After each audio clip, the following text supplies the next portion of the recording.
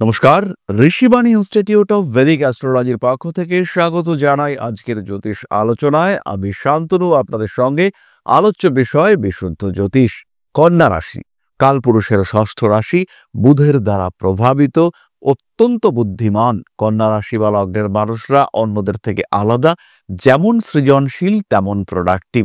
যখন সমস্ত রকম পথ বন্ধ হয়ে যায় তখন কিন্তু কন্যা আলোর দিশারি হয়ে সামনে এসে দাঁড়ান। পৃথ্বীতত্ত্বের রাশি কন্যা, কিন্তু তার মধ্যেই আমরা পাই বায়ুতত্ত্ব, জলতত্ত্ব এবং অগ্নিতত্ত্বের সংমিশ্রণ। কন্যা রাশির চিহ্নটিকে যদি আমরা একবার দেখি তাহলে আমরা দেখতে পাবো একটি নৌকো, তার মধ্যে রয়েছে একটি কন্যা। সেই কন্যার হাতে রয়েছে ধানের ছড়া এবং আরেক হাতে রয়েছে একটি লণ্ঠন। তার চুল সেটি হচ্ছে বেণীবদ্ধ। যেখানে রয়েছে নদী অর্থাৎ জলতত্ত্ব, সেখানে রয়েছে আলো, লাইট, লণ্ঠন অর্থাৎ অগ্নিতত্ত্ব। এবং আলটিমেটলি আগুন জ্বলুক বা প্রাণের সঞ্চার যেটাই হোক না কেন, সেখানে কিন্তু বাতাসের প্রয়োজনীয়তা অবশ্যই রয়েছে। ফলে এখানে বায়ুতত্ত্বের একটা সংমিশ্রণ, সেটা কিন্তু আমরা উপলব্ধি করতে পারবো। এবং যেহেতু নৌকোটি এগিয়ে যাচ্ছে জলের মধ্যে, এখানে একটা এয়ার ফ্লো এটা কিন্তু অবশ্যই কাজ করছে। সুতরাং কন্যা রাশি সবার থেকে আলাদা। কন্যার মধ্যে রয়েছে সর্বতত্ত্বের সংমিশ্রণ। কন্যার হাতে রয়েছে ধানের ছড়া, তার মানে কন্যা প্রোডাক্টিভ, সে উৎপাদনে সক্ষম। তার চুল বেণীবদ্ধ, ফলে তার মধ্যে রয়েছে নিয়ন্ত্রণ। এবং যখন রাস্তা শেষ হয়ে গিয়েছে, নদী জল বাধা সৃষ্টি করেছে, সেই অবস্থা থেকে কন্যা কিন্তু এগিয়ে নিয়ে যাবে। বাধা বিপত্তি সমস্যা সেগুলিকে ওভারকাম করবে কন্যা।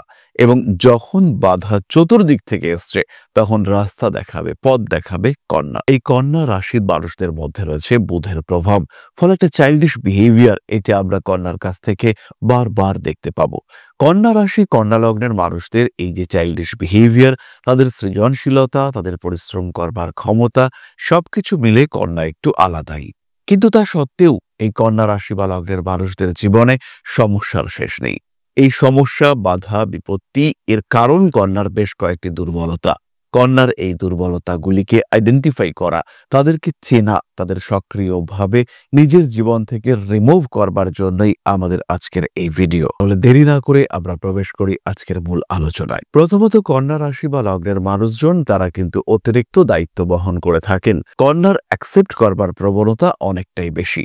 বাধা বিপত্তি সমস্যা প্রতিবন্ধকতা ওজন দায়িত্ব যাই তার উপরে চাপানো হোক না কেন, কন্যা কিন্তু নিশ্চিন্তে সেই দায়িত্ব নিয়ে নেবেন।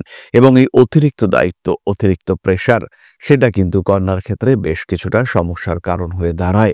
কন্যা নিজের জন্য, নিজের কথা ভাবার জন্য, নিজেকে ভালোবাসার জন্য এবং নিজেকে ভালো রাখার জন্য সময় খুঁজে পান না।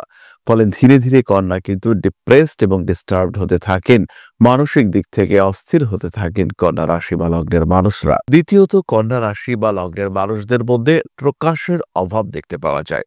তারা নিজেদের কোয়ালিটি, নিজেদের প্রতিভা তাকে সবসময় গোপন রাখতে পছন্দ করেন।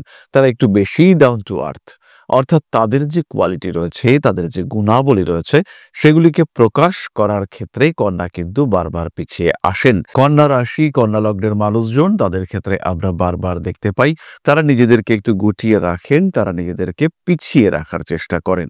এবং এর ফলে কন্যার যে যোগ্য সম্মান, কন্যার যে যোগ্য কোয়ালিটি, তার কিন্তু সঠিক মূল্যায়ন হয় না এবং মানুষজন কন্যাকে খুব সহজ প্রাপ্য বলে ভেবে নেন। ফলে প্রকৃতপক্ষে সমাজে কন্যা কিন্তু কিছুটা হলেও ডিপ্রাইভড হয়ে থাকেন। তৃতীয়ত, কন্যা রাশি বা লগ্নের মানুষজন সবাইকে নিয়ে চলতে পছন্দ করেন। জীবনে চলার পথে সবাইকে নিয়ে চলাটা যে বেশ কঠিন, এটা কন্যা কিছুতেই উপলব্ধি করতে চান না। এর কারণে তাদেরকে অনেকটাই স্যাক্রিফাইস করতে হয়। জীবনে বারবার এই স্যাক্রিফাইস করতে করতে একটা সময় কন্যার কিন্তু দেওয়ালে পিঠ থেকে যায়। এবং সেই সময় যখন দেওয়ালে পিঠ থেকে যায়, তখন কন্যা উপলব্ধি করেন যে সময় তো অনেকটাই পার হয়ে গিয়েছে।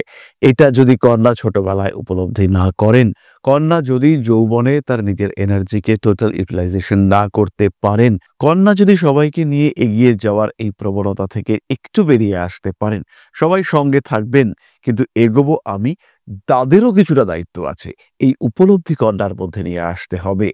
এবং এটা যদি কন্যা নিয়ে আসতে পারেন, তাহলে কন্যার জীবন কিন্তু অনেকটাই সরল, অনেকটাই সুগম হয়ে উঠবে। চতুর্থত, কন্যা রাশি বা লগ্নের মানুষরা তারা না বলতে পারেন না। ফলে বহু সময় অনিচ্ছা থাকা সত্ত্বেও কন্যাকে কিছু দায়িত্ব পালন করতে হয়, যেটা তিনি মন থেকে মেনে নিতে পারেন না। এবং এই মন থেকে মেনে নিতে না পারা দায়িত্বের চাপ, এটা কিন্তু কন্যাকে বেশ খানিকটা সমস্যার মধ্যে ফেলে। সুতরাং কন্যা যে বিষয়টি পছন্দ করছে না, সেখানে কিন্তু একটা না বলার চেষ্টা, এটা কন্যাকে অবশ্যই করতে হবে। পঞ্চমত, ক্রিয়েটিভ কন্যা রাশি বা লগ্নের মানুষরা তাদের বহুমুখী প্রতিভার কারণে বিভিন্ন দিকে কর্মকুশলতা দেখতে পাওয়া যায়। এবং এই যে বিভিন্ন দিকে কর্মকুশলতা দেখতে পাওয়া যাচ্ছে, তার কারণে কন্যা কিন্তু বারবার জীবনে ডাইভার্টেড হয়ে যান। কোনো একটি দিকে বিশুদ্ধ একাগ্রতা, তার কিন্তু একটা অভাব কন্যার ক্ষেত্রে দেখতে পাওয়া যায়। এবং কন্যা রাশি কন্যা লগ্নের মানুষদের এই একাগ্রতার অভাব, এটা কিন্তু তাদেরকে বেশ সমস্যার মধ্যেই ফেলে। এগুলি ছাড়াও কন্যা রাশি বা লগ্নের মানুষদের অতিরিক্ত দায়িত্ব নেওয়ার প্রবণতা, অতিরিক্ত অনেস্টি, অতিরিক্ত রেসপন্সিবিলিটি, তার কারণেও কিন্তু কন্যাকে জীবনে চলার পথে বারবার পিছিয়ে আসতে হয়। এগুলিকে আমরা কন্যার দোষ বলবো না, কিন্তু বর্তমান যুগে মানিয়ে নেওয়া, বর্তমান যুগে নিজেকে ডেভেলপ করা যার ইচ্ছা কন্যার মধ্যে সব সময় থাকে।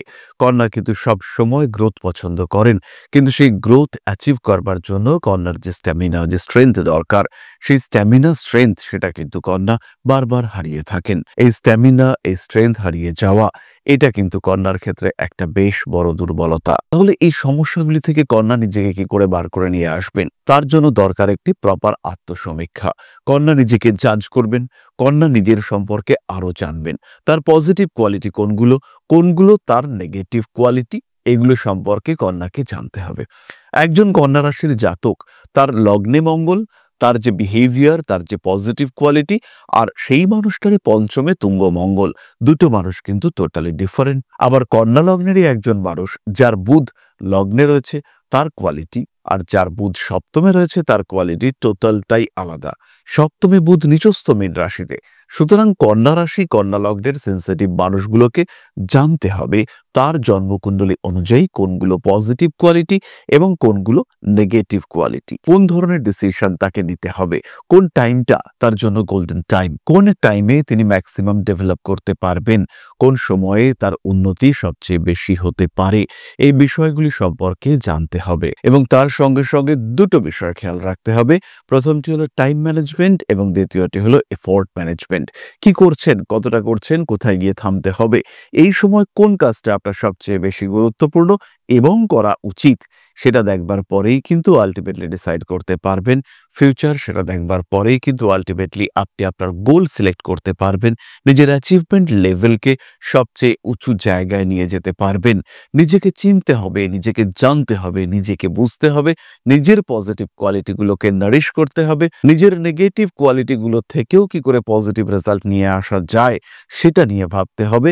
এবং সবচেয়ে বড় কথা, নিজেকে বেশ খানিকটা সময় দিতে হবে। এর মাধ্যমে কিন্তু কন্যা আত্মোপলব্ধি, আত্মজ্ঞান বাড়িয়ে তুলতে পারবেন, নিজের পারিপার্শ্বিক পরিস্থিতি আরো আরো আরো সুন্দর হয়ে উঠতে পারবে, নিজেকে আরো ভালো একটা জায়গায় আপনি সুপ্রতিষ্ঠিত করে তুলতে পারবেন। তাহলে এবার আমরা চলে আসি আপনাদের প্রশ্নে। দাদা অনেকবার কমেন্ট করেছি, আরেকবার করলাম, একটু দেখবেন। প্রশ্ন করেছেন প্রান্ত দেবনাথ, জন্ম তারিখ 14ই আগস্ট 2001, রাত্রি 8টা, বাংলাদেশ, ফেনী।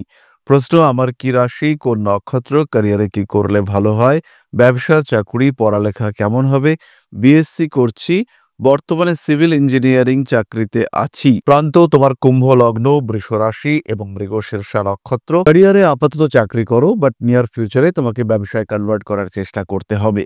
যে ক্যারিয়ার তুমি চাইছো, যে সাকসেস তুমি চাইছো, যে উন্নতি তুমি চাইছো, সেই ক্ষেত্রে অবশ্যই কিন্তু তোমার ব্যবসা করা উচিত। তোমার জন্মকুণ্ডলী ব্যবসাকে সাপোর্ট করে, বর্তমানে চাকরি করা যেতেই পারে। চাকরির ক্ষেত্রে সমস্যা আসবে, একটা সময় চাকরি থেকে তুমি বীতশ্রদ্ধ হয়ে পড়বে এবং তারপরে কিছু না কিছু ছোট থেকে বড় ব্যবসার দিকে তোমাকে অগ্রসর হতে হবে। জীবনে উন্নতির সম্ভাবনা অনেকটাই বেশি, যথেষ্ট পরিশ্রম, যথেষ্ট চেষ্টা সেই উন্নতি তোমায় এনে দেবে। এরই সঙ্গে সঙ্গে অবশ্যই জ্যোতিষ পরামর্শ নিতে হবে, কারণ কুণ্ডলিতে বুধ, মঙ্গল, শুক্র এই তিনটি গ্রহ দুর্বল অবস্থায় রয়েছে, তাদের প্রতিকার করা অবশ্যই দরকার। তাহলে আজকের আলোচনা আমরা আর দীর্ঘায়িত করব না। সবাই সুস্থ থাকুন, ভালো থাকুন। মা শ্রী শ্রী আদিশক্তির আশীর্বাদে আপনাদের জীবন আরো আরো আরো সমৃদ্ধ হয়ে উঠুক। জয় মা আদিশক্তি। নমস্কার।